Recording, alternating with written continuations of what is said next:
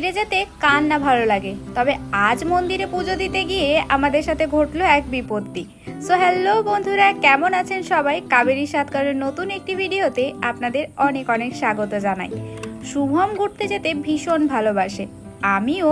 তবে ফিরে এসে যদি কোনো কাজ না করতে হয়, তো ডিউটি থেকে এসেই আমাকে বলল চলো আজ সেবক থেকে ঘুরে আসি। আর আমি এটার ভীষণভাবে অ্যাডভান্টেজ নিয়ে থাকি। বললাম যে এত তাড়াতাড়ি সব কাজ গুছিয়ে আমি যেতে পারবো না, আর এই বাহানা দিয়েই ওকে দিয়ে পুজো আর ব্রেকফাস্ট দুটোই বানিয়ে নিলাম। কি মজা! Amazing! বাহ, দারুণ দারুণ কাজ শিখে দিয়েছি আমি।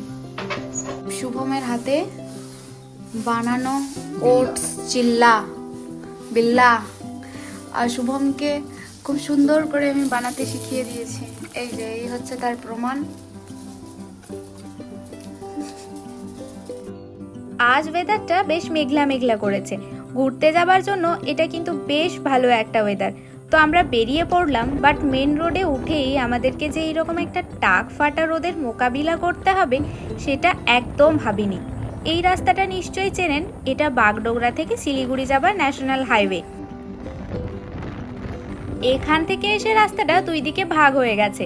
বাঁ দিকের রাস্তাটা দিয়ে কার্শিয়াং যাওয়া যায়, সোজা গেলেই সেবক, আর মাঝখানে একটা বিশ্ব বাংলা সিম্বলও রয়েছে। তারপর জ্যাম ঠেলে মহানন্দা নদীর ব্রিজটা ক্রস করেই আমরা ঢুকে পড়লাম ডুয়ার্সের জঙ্গলে। আর এই ডুয়ার্সের জঙ্গলের মধ্যেই রয়েছে বেঙ্গল সাফারি। আমি বেঙ্গল সাফারিতে যাব বলতেই শুভম আমায় স্কুটি থেকে নামিয়ে দিয়ে বলে, যা তুই চিড়িয়াখানাতেই থাকবি, যা। আমি চললাম, এই যা সত্যি চলে গেল। আরে দাঁড়াও দাঁড়াও, আমাকে নিয়ে তো যাও, একা ফেলে যেও না প্লিজ। যাক বাবা, কোনো রকমে ছুটতে গিয়ে পাকড়াও করে আবারও স্কুটিতে চেপে পড়েছি। জঙ্গল এমনিতে যতটা ভয়ানক, বৃষ্টির পর কিন্তু ভীষণ শান্ত আর স্নিগ্ধ। এই যে কাল বৃষ্টি হয়েছে, আজকে জঙ্গলটা ভীষণই মনোরম লাগছে। তবে রোদ যা দিচ্ছে সেটা বলারই নয়। তবে জঙ্গলের মাঝে রাস্তার ওপরে যে আলো ছায়া ব্যাপারটা, সেটা কি ভালো লাগছে দেখুন। একটু করে রোদ দিচ্ছে, একটু করে ছায়া। তো রাস্তায় চলতে চলতে এই ট্রাফিক গার্ড রুমটা দেখে মনে পড়লো যে আপনারা যদি নর্থ বেঙ্গলে ঘুরতে এসে বাইকে করে ঘোরেন, তাহলে অবশ্যই নিজের ড্রাইভিং লাইসেন্স আর হেলমেট সাথে করে ক্যারি করবেন। তার কারণ এখানকার ট্রাফিক পুলিশেরা ভীষণই টাফ, আপনাকে বাধ্য হয়ে ট্রাফিক রুলসগুলো মেনে চলতে হবে, যেটা আসলেই খুব ভালো। তো এই যে বকবক করতে করতে আমরা একটু একটু পাহাড়ে উঠে পড়লাম। দূরে পাহাড়গুলো কেমন মেঘের মধ্যে ঢুকে আছে দেখুন। যেতে যেতে আমরা তিস্তাকেও দেখতে পেয়েছি। আরে সে আমার পরিচিত কোনো মেয়ে নয়, তিস্তা নদী। যদিও সবাই আমাকে বলতো যে তোর কোনো বোন থাকলে তার নাম কৃষ্ণা রাখতাম, কৃষ্ণা কাবেরী। বেশ ভালো হতো তাই না? তাই তিস্তা নদী কাবেরী নদীর বোন হতেই পারে। আর এই যে ফাইনালি রোদের সাথে মোকাবিলা করতে করতে আমরা পৌঁছে গেলাম সেবক কালী টেম্পলে, মাতা সেবকেশ্বরীর মন্দিরে। আর এখানে এসেই ঘটলো আমাদের সাথে একটা ঘটনা। কি সেটা বলছি। মন্দিরের পাশেই রয়েছে সুন্দর একটা ঝর্ণা, আর সেটা জলটা এতটাই ঠান্ডা যে মনে হচ্ছিল মাথায় ঢেলে নি। তার ওপরে এরকম টাক ফাটা রোদ। তো হাত পা ধুয়ে মন্দিরের সামনে থাকা এই দোকানগুলো থেকেই আমরা একটা পুজোর ডালা নিয়ে নিলাম।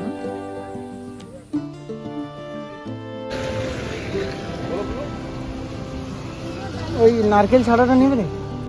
যেহেতু আমরা হঠাৎ করে এসেছি, তাই আলাদা করে পূজা সামগ্রী আর নিয়ে আসা হয়নি। আমরা মন্দিরের নিচে থেকেই নিয়ে নিলাম। এখানে পূজার সমস্ত জিনিসই পাওয়া যাচ্ছে।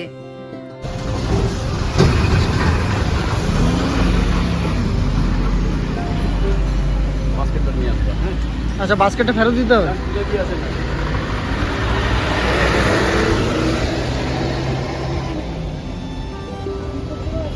বাস্কেটটা ছাড়া 100 টাকা।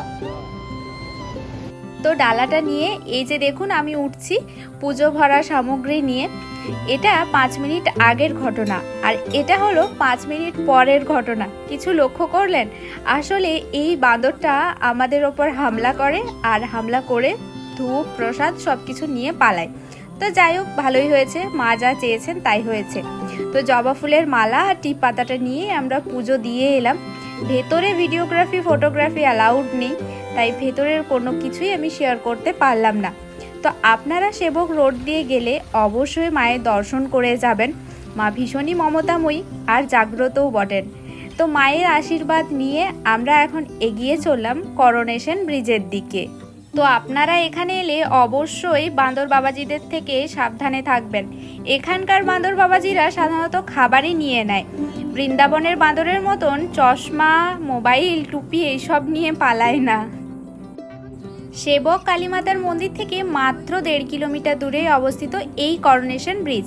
এই যে ব্রিজটা দেখা যাচ্ছে, আর ডান দিকে টার্ন নিয়ে আমরা এখন চলেছি ব্রিজটার ওপর দিকে যাব, ওই দিকের এন্ট্রান্সটাতে।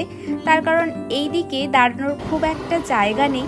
আমরা এখন ব্রিজের ওপর দিয়ে চলেছি, আর বাঁ দিকে তিস্তাকে আমরা দেখতেও পাচ্ছি। কিং জর্জ 6 অ্যান্ড কুইন এলিজাবেথের করোনেশনের স্মরণে এই ব্রিজটির নাম দেওয়া হয়েছিল করোনেশন ব্রিজ। করোনেশন ব্রিজটাকে লোকালি বাঘপুলও বলা হয়, কারণ এই দিকের এন্ট্রান্সে 2টো বাঘের স্ট্যাচু আছে রাস্তার 2 দিকে, যেটা আপনারা স্ক্রিনে দেখতেও পাচ্ছেন। বলছে অ্যাটাক করে দেবো। আমরা ব্রিজের একটা সাইডে এলাম। এখান থেকে ব্রিজটিকে খুব ভালোভাবে দেখা যাচ্ছে, আর নিচে তিস্তা বয়ে চলেছে তার উত্তাল রূপ নিয়ে, সেটাও কিন্তু খুব ভালোভাবেই দেখা যাচ্ছে। আর এখানে এত রোদ দিচ্ছে যে পুরো চোখ মুখ জ্বলে যাচ্ছে। জল দেখলেই মনে হচ্ছে যেন মাথায় ঢালি, তবে প্র্যাকটিক্যালি তা তো পসিবল নয়, সেই জন্য একটু চোখে মুখে দিয়েই শান্তি পেলাম। তো এই ছিল আমাদের আজকের জার্নিটা। আর পাহাড়গুলোকে কতটা সুন্দর লাগছে সেটা অবশ্যই কমেন্ট করে জানাবেন। আর এইদিকে পেট ঠান্ডা করতে আমরা একটা করে শশা খেয়ে নিলাম। বাবা এটা কি হয়েছে সিন্দুরটা? তো চলুন, খুব শীঘ্রই দেখা হবে নতুন একটি ভিডিওতে। ততক্ষণের জন্য সবাই ভালো থাকবেন, সুস্থ থাকবেন, আর অবশ্যই কাবেরী সাতকারণের পাশে থাকবেন। টাটা।